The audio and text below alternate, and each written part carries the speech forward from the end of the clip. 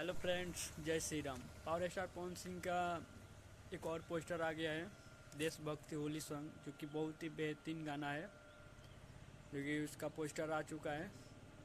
ये गाना आएगा पवन सिंह ऑफिशियल चैनल से, जो कि बहुत ही बेहतरीन गाना है। पावर स्टार पवन सिंह और ये गाना लिखे हैं विजय चौहान जी, जो कि बहुत ही बेहतरीन गाना लिखते हैं विजय चौहान जी, जो कि बहुत ही बेहतरीन गाना है।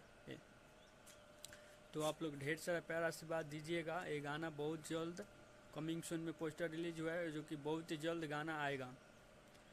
ये गाना बहुत ही बेहतरीन है। इस साल का पवन सिंह का सबसे बेहतरीन गाना होगा अभी तक का, क्योंकि गाना बहुत ही बेहतरीन है। तो आप लोग, ये गाना बहुत जल्द आएगा पावर स्टार पवन सिंह जी का, पवन सिंह ऑफिशियल चैनल से। तो आप लोग ढेर सारा प्यार आशीर्वाद दीजिएगा। और मेरे चैनल पर ना आए तो प्लीज़ आप लोग लाइक सब्सक्राइब कीजिए और शेयर कीजिए। फिर मिलेंगे अगला वीडियो में। जय श्री राम।